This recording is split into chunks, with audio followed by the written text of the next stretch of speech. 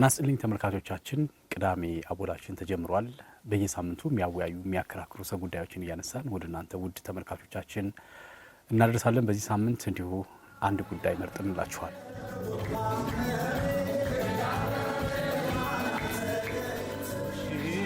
ሽሪት ሙሽራ እንኳንስ ያላችሁ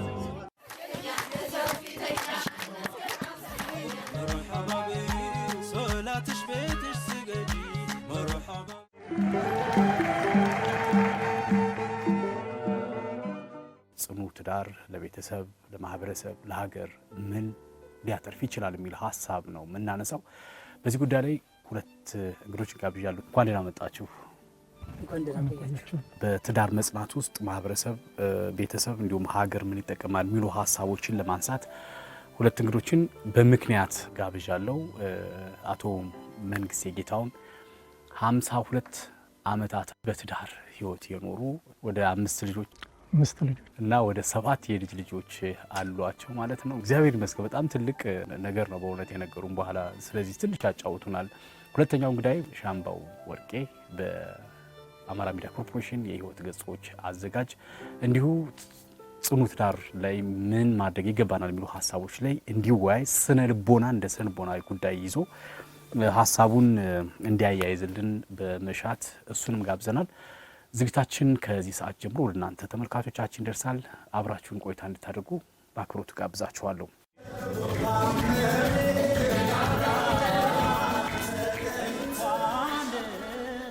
ያላችሁ መልካም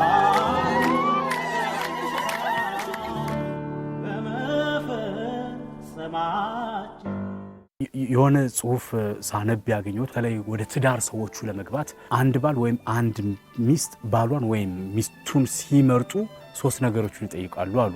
እዛ መጽሐፍና ሀሳብ ውስጥ ያገኘሁት አንደኛ ሃይማኖት አላት፣ ሁለተኛው ሀሳባቸው ቤተሰቦቿን ታከብራለች፣ በቤተሰብ ማክበር ውስጥ ትልቁን ነገር ማግኘት ስለሚቻል፣ ሶስተኛው ለወደፊት ትልቁን ትዳር መሰረተ ልጆች ቢኖሩ ራዕይ አላት፣ ነገን ማየት የሚያስችል አቅም አላት።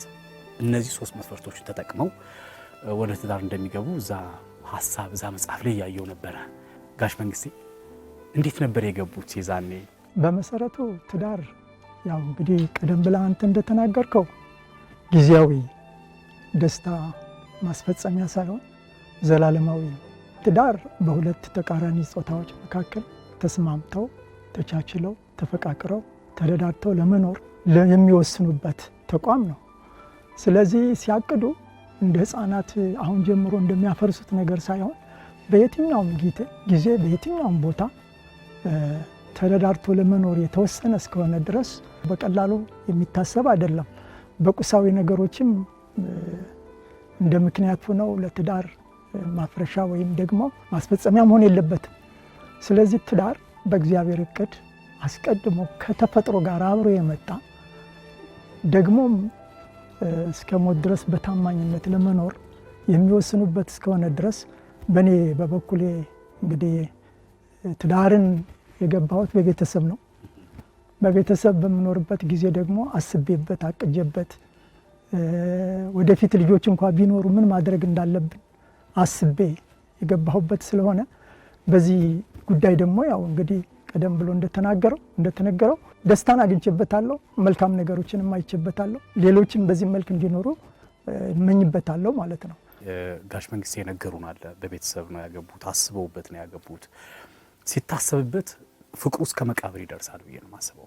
ይሄ የታሰበበት ትዳር፣ ቤተሰብ የባረከው ትዳር፣ ፈጣሪ የባረከው ትዳር፣ በመተሳሰብ ላይ የሆነ ትዳር ሲሆን እንደዛ ይሆናልና ትዳር መቼና ወደ ትዳር ወጣቱ በተለይ መቼና እንዴት መግባት መቻል አለበት የሚሉን ሀሳቡ የምታጋራን ደስ ይለናል። በተለይ ከጋብቻ በፊት ያለው ዝግጅታችን ትዳር ራሱ ግን ምንድን ነው? ወዴት ነው እየሄድክ ያለው? ምክንያቱም ብዙ ጊዜ ትዳር ላይ የምንሰጠው አታያይ በአንዳንዶቻችን ላይ ወይ ምናልባት ፈርተነው ሊሆን ይችላል። ትዳር ውስጥ መግባት ነው በጣም መታሰር ነው ብሎ ያስበው ይችላል አንድ ሰው። አንዳንድ ጊዜ ደግሞ ትዳር እኮ በጣም ደስ የሚል ምን ፈተና የሌለበት እንደፈለገ የምንኖርበት ነው ብሎ ሊያስብ ይችላል። ከዛም ባለፈ ደግሞ እንገባለን፣ ከዛ ከገባን በኋላ ከከበረን እንወጣለን ብሎ የትዳር መውጣትና መግባት እንደቀላል ሊያየው ይችላል። ስለዚህ ትዳር በጣም መሰረታዊ የሆነ በህይወታችን ምናልባትም የተቋማት ሁሉ ተቋም የሆነ ነው። በህይወታችን ብዙ የምናተርፍበት ነው። ከዛም ባለፈ ደግሞ ካለን እሴት ጋር ከሃይማኖት ጋር የምናገናኘው ነው። አብዛኛዎቹ በብዙ ጻፊያንም በብዙ አስተምሮ እንደሚገለጸው ሌሎችን ብንወስዳቸው ሰውን የፈጠራቸው ትዳር ግን ሰው የፈጠረው አይደለም፣ ሃይማኖት ጋር የምናገናኘው ጉዳይ ነው። ያን ልዕልና በሚገባው ልክ ማወቅ ያስፈልገናል። ትዳር መታሰር ሳይሆን ስለዚህ ከጋብቻ ውጪ የሆነው ነገር እንደፈለገ መሆን ነው እንዴ? ይህ ከስብናዬ ጋር አብሮ ይሄዳል አይሄድም። ስለዚህ ትዳር ማለት ምን ፈተና የሌለበት ነው? እንደዛም አይደለም። ልክ ህይወት ስለሆነ ትዳር ህይወት ስለሆነ በህይወታችን መስመርን ከፍ ማለት ዝቅ ማለት ሊኖር ይችላልና አንዱ አግባብ በሱ መንገድ ማየት ነው። ሃይማኖታዊ ነገሮችን እያየን ሴታዊ ነገሮችን እያየን ነገ የምናገኝበትን በረከት እያየን ትዳርን በአግባቡ መረዳት ያስፈልገናል። ከተረዳነው በኋላ እኔ ለትዳር ብቁ ነው ወይ ብለን ማሰብ ያስፈልገናል። ብዙን ጊዜ ተፈጥሯዊ ሰውነታችን ብንመለከተው የሰው ልጅ ስሜታዊ ፍጡር ነው ይባላልና ነውም ነው። ስሜት ደስታን ማግኘት ይፈልጋል። ስሜታዊ ብቻ ደግሞ ሳይሆን ምክንያታዊ ፍጥረትም ጭምርናል። ስለዚህ አንዳንድ ጊዜ በተለይ በጉርምስና ወቅት ላይ በወጣትነት ወቅት ላይ ሰው ፍላጎት የሚያድርበት ወቅት ነው። ስለዚህ ፍላጎት ስለመጣ ብቻ ሰው ተፈጥሯዊ ማንነቱን የሚገልጥበትም አይደለም። ስለዚህ ወደ ትዳር ስገባ ከትዳር በፊት ምንድን ነው የሚገባኝ? እኔ ጥሩ ባል መሆን እችላለሁ ወይ? እኔ ጥሩ ሚስት መሆን እችላለሁ ወይ? በትዳር ውስጥ የሚያጋጥሙትን ፈተናዎች በደንብ ማለፍ እችላለሁ ወይ? እነዛን ፈተናዎች ስለዚህ የስነ ልቦና ዝግጅትን በደንብ አድርጎ ማየት ያስፈልገዋል። ምክንያቱም ብዙ ጊዜ በህይወታችን ላይ ልናተርፍ የምንችለው ደመነፍስ በሆነ መንገድ ስንሄድ ሳይሆን ደስ ያለን ብለን ብናስብ ያ ደስታ ትርጉም የሌለው ደስታ ሊሆን ይችላል። ነገር ግን በምክንያት እየመረመርነ በህሊናችን የትኛው ነው በጎ የትኛው ነው በጎ ያልሆነ ከሃይማኖታችን ከሴታችን ከሰውነት ጠባያችን ጋር እያየን ያዋደድን ስንሄድ በደንብ ነገሮች መግራት እንችላለንና ስለዚህ በትክክል ወደ ራስ መጥቶ እኔ ጥሩ ባል መሆን እችላለሁ ወይ? ብዙ ጊዜ በብዙ መንገድ ብንመለከት አንድ ሰው ጥሩ ሚስት ሊፈልግ ይችላል። ከአካል ገጽታ ጀምሮ ማለት እና ከስብና ጥሩ ባል ልትፈልግ ትችላለች። ግን በትክክል እኔ ራሴ ጥሩ ባል ነኝ ወይ? እኔ ገልብጬ ራሴን በመለከተው በሌሎች ሰዎች መወደድ ነኝ ወይ ብለን ማሰብ ያስፈልገናል። ኃላፊነት ለመሸከም ራስን ማዘጋጀት ያስፈልጋል። እናትና አባታቸውን ትተው በአካልም በአእምሮም አንድ የሚዋሃዱበት ነው። ስለዚህ ሰው ከራሱ ጠባይ እንኳን ሰምቶ መኖር አይችልም። ስለዚህ ከሌላኛው ሰው ጋር ደግሞ ሲዋሃድ ለትዳሩ ሲል የሚተዋቸው ነገሮች አሉ። ሲተዋቸው ግን እያጣ አይደለም እያገኘ እንዲሁም የበለጠውን እያገኘ የሚሄድበት ነው። በዚህ ልክ እያሰበ ሲሄድ ዝግጅት እያደረገ ሲሄድ ስነ ልቦናውን በደንብ እያዳበረ ሲሄድ ራሱን ወደ ባልነት እያዘጋጀ ይሄዳል። ራሷን ወደ ሚስትነት እያዘጋጀ ትሄዳለች።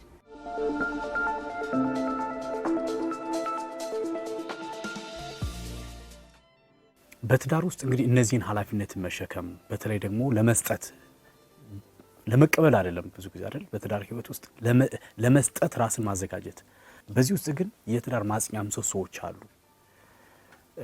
እንዲሁ አንዳንዶቹ መከባበር፣ መደማመጥ፣ መተሳሰብ፣ መተማመን የትዳር ቁልፎች የትዳር ምሰሶዎች አድርገው ይወስዷቸዋል። ጋሽ መንግስቴ የትዳር ምሰሶዎች ምንድነው የነበረው? እንዲሁ እንደዚህ 52 ዓመታትን ሲኖሩ እንደ ምሰሶ ይጠቀሙባቸው የነበሩ ነገሮች ምንድን ናቸው?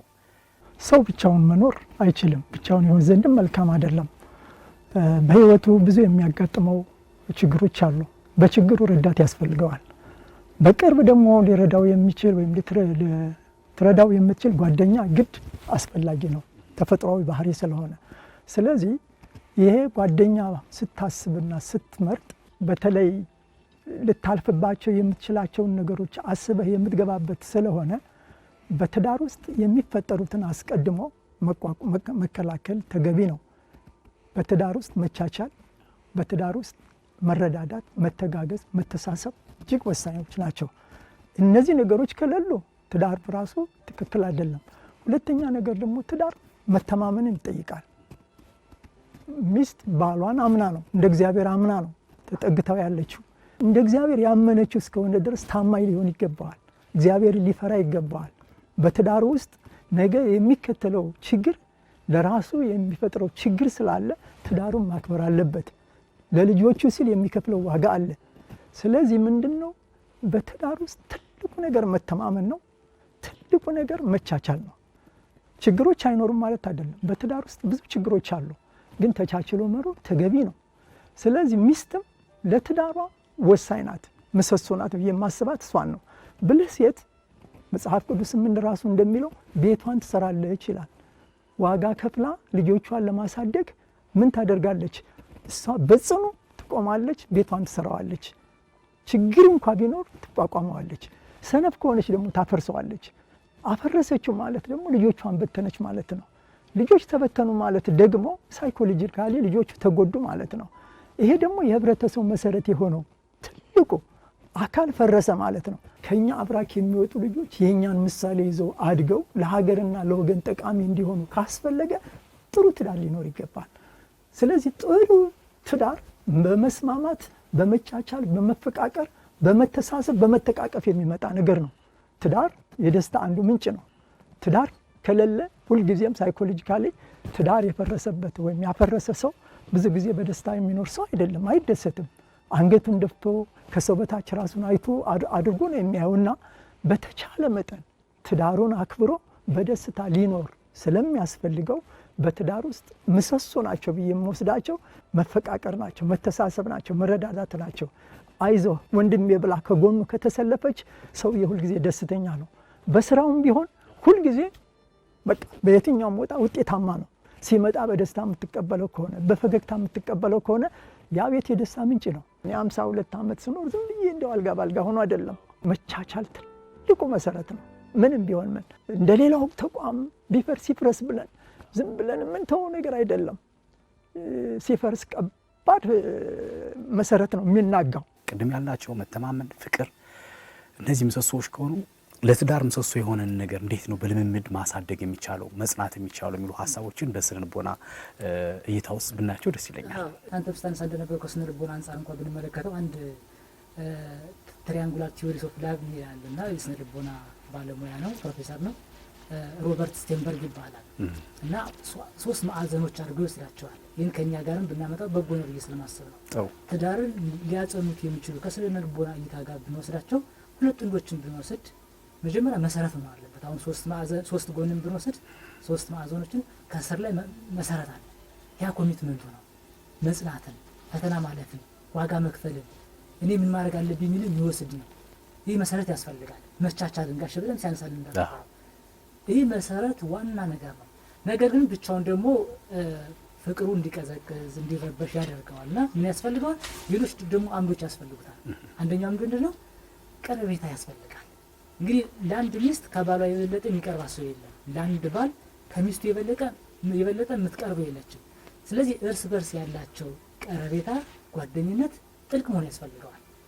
ምክንያቱም ሚስቱ ናት እንግዲህ ሁሉ ነገር የሰጠችው ናት፣ ሁሉ ነገር የሰጣት ናት። እሱ ብቻ ደግሞ አይደለም፣ የፍቅር ጊዜያቶችም ያስፈልጋሉ። አንዳንድ ጊዜ ትዳርን እንመሰረተውና ሁለቶችም ምናልባት እየከበዳቸው ተሸክመው ሊኖሩ ይችላሉ።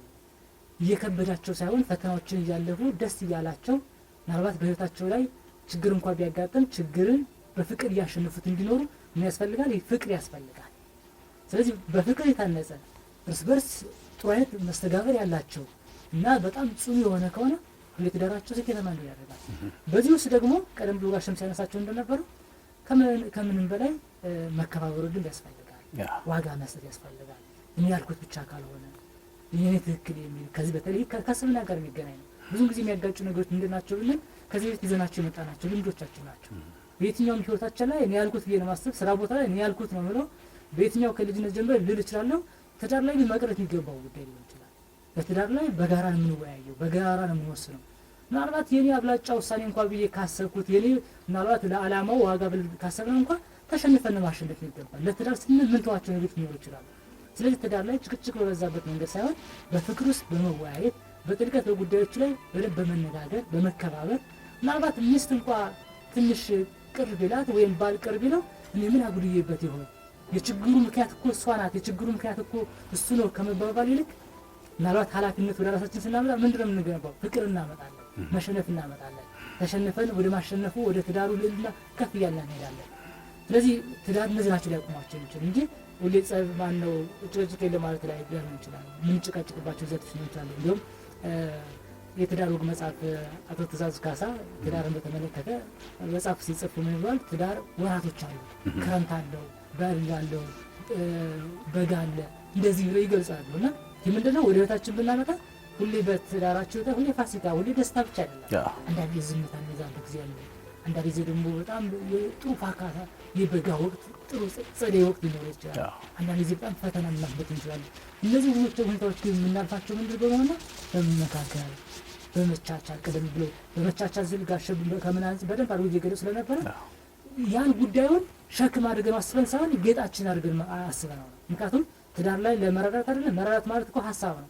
ባል ሲደክም ሚስት መሸከም ያስፈልጋታል። የሱን ችግር እሷም ወደ ከፍታው ለማምጣት ዋጋ መክፈል ያስፈልጋታል። ሚስት ስትደክም ምናልባት ባል ዋጋ መክፈል ያስፈልገዋል፣ መቻል ያስፈልገዋል፣ በጋራ ማድረግ ይገባቸዋል ያለ ምንም ቅድመ ሁኔታ ማለት ነውና በመነጋገር ላይ ተመሰረቱ ከሆነ ሁሌ ጊዜ የሚሰጡ ከሆነ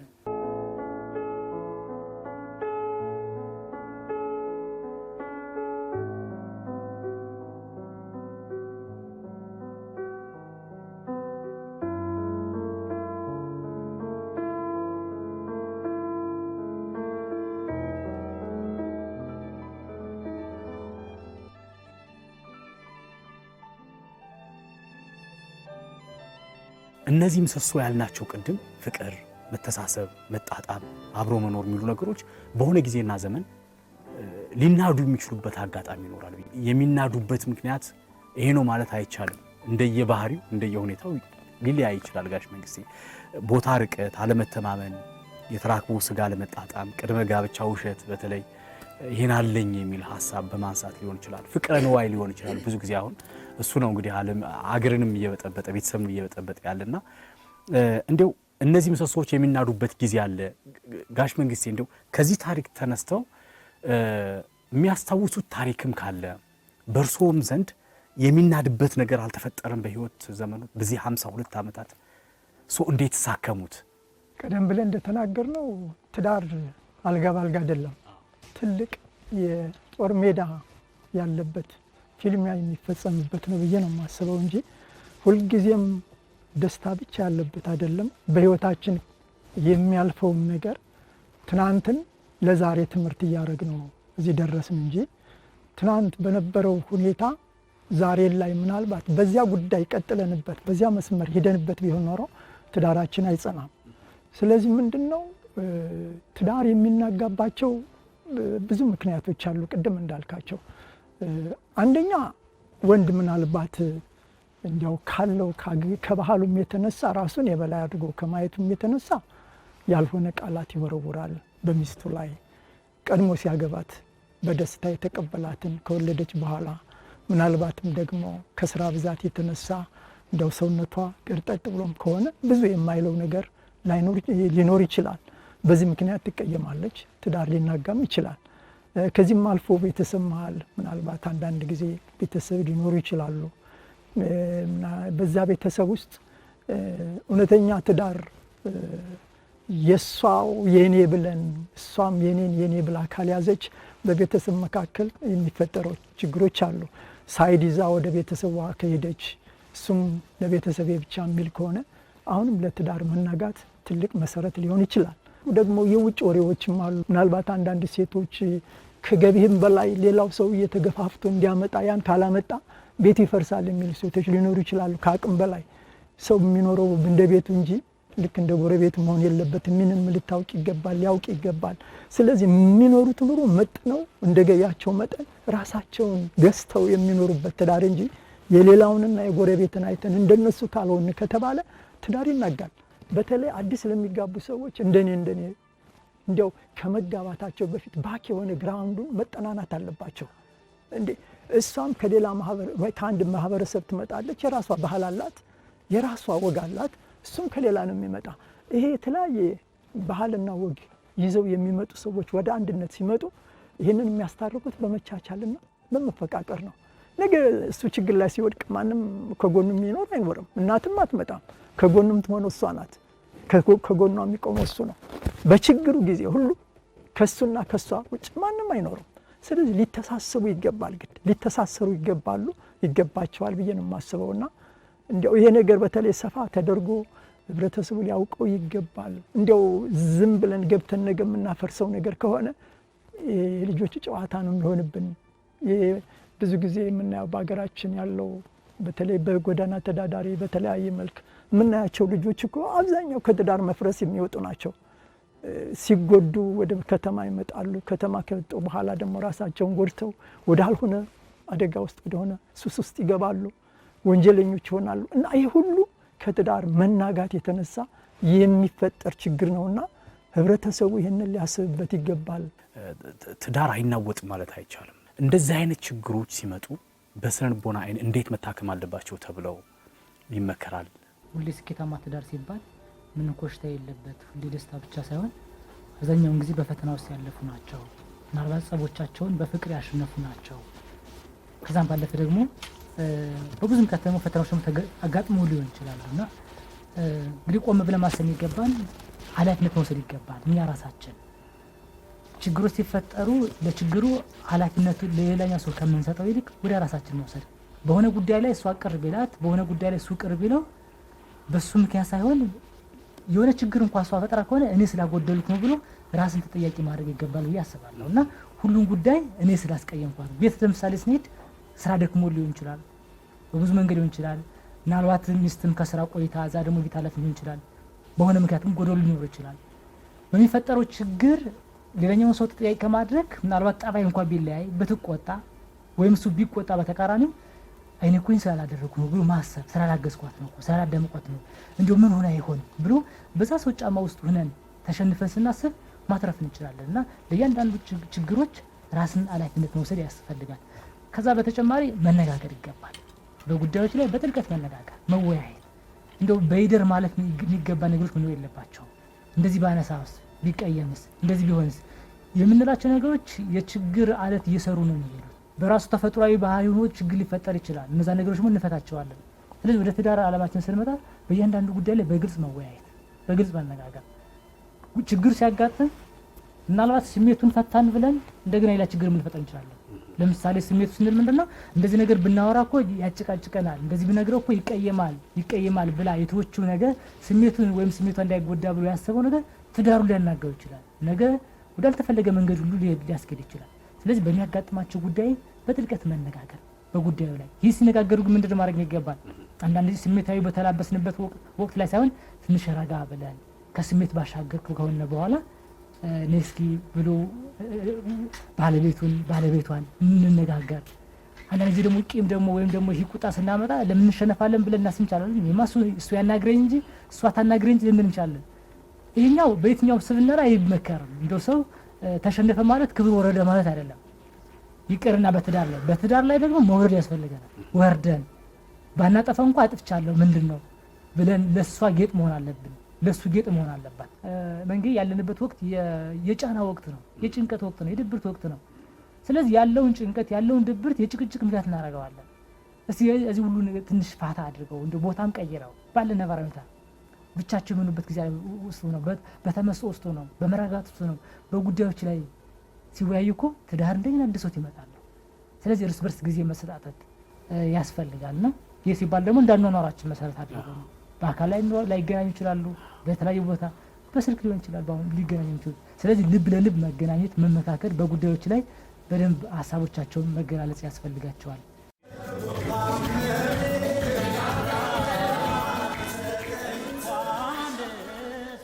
ያላችሁ መልካም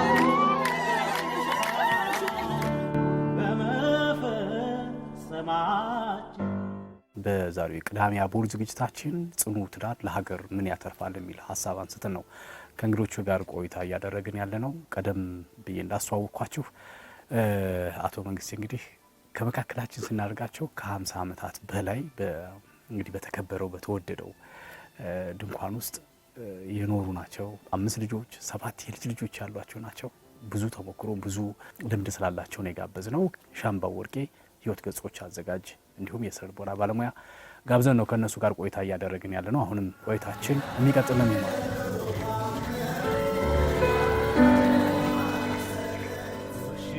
ሙሽሪት ሙሽራ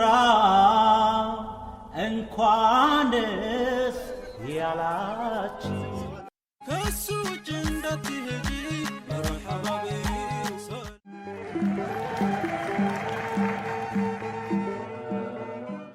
ማጠቃላይ ሀሳብ እናድርገው እስኪ ጋሽ መንግስቴ። ቀደም ብለን ያነሳናቸው ትዳር ለማጽናት ሊፈርስ ያጋደለውን ነገር ለማቃናት የምንጠቀምባቸው ማከሚያዎቻችን ብዙ ናቸው። በተለይ ቅድም ያለው መደማመጡ፣ መተባበሩ፣ የዋህነቱ ሳይቀር በአጠቃላይ ግን እንዲህ አይነት የጸና ትዳር የተዋበ ትዳር በመቻቻል ላይ በፍቅር ላይ የጸና ትዳር ለሀገር ምን ያተርፋል? ሀገር ውድቀት ውስጥ የምትወድቀው ትዳር ሲበላሽ ነው ብዬ አስባለሁ። ምክንያቱም እዛ ላይ ቅድም ብዙ ጊዜ አንስተነዋልና ከዛ የሚመነጨው ትውልድ ነው ወዳልሆነ አደጋ የሚሄደው። ከዚህ ከወጣ በኋላ የሚለማመዳቸው ልምምዶች በራሱ ወንጀለኝነትን፣ ርኅራኄ ከልቡ ማጣትን፣ እነዚህ ሁሉ ነገሮች የሚመጡት ከትዳር መፍረስ የተነሳ ይዞት የመጣው መጥፎ የሆነ ባህሪ በሀገር ደረጃ ላይም እንኳ ብዙ ችግሮችን ያመጣል፣ ሰላምን ያሳጣል። በእንዲህ አይነት የመጣ ጄኔሬሽን ፍቅር የሚባል ነገር ከቤተሰቡ ያልወረሰ ስለሆነ ፍቅር ስለሌለው በአጠቃላይ ጨካኝ ነው የሚሆነው ብዬ ነው የማስበው። ቅድም እንዳልኩት በትዳር በጥሩ ስነ ምግባር ውስጥ የሚያድጉ ልጆች በግብረ ገብና በመልካም ስነ ምግባር ታንጸው የሚያድጉ ከሆነ አገር ፍሬያማ ነው የምትሆነው። ጥሩ መሪዎች ነው የሚወጡት። ጥሩ ለወገን ተቆርቋሪ፣ ለህብረተሰብ የሚያስቡ ራሳቸውን የጠበቁ በሙስና ውስጥ ያልገቡ ህብረተሰብን የሚያከብሩ ነው የሚፈጠሩት። ሀገር የተሻለ ተጠቃሚ የተሻለ እንድታድግ እንዲያው ከልጆች ከታች ጀምሮ ተኮትኩተው የሚያድጉበትን ጥሩ የሆነ ስነ ምግባራዊ ትምህርቶች መሰጠት አለባቸው። እንደዚህ አሁን እንደምናየው በፍቺ ምክንያት በየቦታው ያሉ ልጆች በተለያየ ሱስ ተይዘው ለማህበረሰቡ የሚያስቸግሩ፣ በወንጀል ውስጥ ደግሞ በከፍተኛ ሆነው የሚገኙ ያልሆነ ሱስ ያልሆነ ነገሮች ውስጥ ገብተው የሚያሳዝን አይነት ህይወት የሚኖሩት ቅድም እንዳልኩት ከህብረተሰብ ወይም ከቤተሰብ ጀምሮ ካለመሰራት የተነሳ ነው። በድሉ ይደግ የሚባል ነገር አለ በሀገራችን ላይ። ዝም ብሎ ተወልዶ በድሉ ይደግ ይባላል እና ይሄ እንግዲህ ሀገር ትልቅ እንቅፋት ነው ብዬ ነው የማስበው። ሊታሰብበት ይገባል የሚል አቋም ነው ያለኝ። ጥሩ ጋሽ መንግስቴ፣ ባልጸና ትዳር ውስጥ የምንፈጥረው ችግር አለ፣ የምንፈጥረው ቀውስ አለ። በጸና ትዳር ውስጥ ደግሞ የምናተርፈው ነገር አለና የሹዬ ምንድን ነው ልናተርፍ የምንችለው በጸና ትዳር ውስጥ? እንግዲህ ልጆች የቤተሰቦቻቸው ውጤቶች ናቸው። ምክንያቱም ስንወለድ አእምሯችን ዘንድ ነው የምንወለደው እና ከዛ በኋላ ያለውን ነገር የምናዳብረው ከቤተሰቦቻችን በምናየው፣ በምንሰማው፣ በምንማረው ነገር ነው በህይወታችን ላይ እና ስለዚህ ልጆችን ስናሳድግ ሁሉን አቀፍ በሆነ መንገድ ነው የምናሳድገው። አእምሯቸው ጤናማ አእምሮ፣ እንግዲህ አእምሮ ስንል አእምሮ የማሰብ አቅም አይደል፣ ጥሩ ነገሮችና ነገርም ከፍታል። ከዛም ባለፈ ደግሞ በሞራል እድገት እንዲኖራቸው፣ በስነ ልቦና እድገት እንዲኖራቸው፣ መንፈሳዊ እድገት እንዲኖራቸው ይህን ሁሉ የሚያስችለው ከመሰረቱ ወላጅ ነው። የሚገርምህ በጥናቶችን ስንመለከት በተለይ ከ11 ዓመት በፊት ወላጆቻቸው የተፈቱ ልጆች ለስነ አእምሮ መታወክ እንደሚያጋጥማቸው መረጃዎች ያሳያሉ።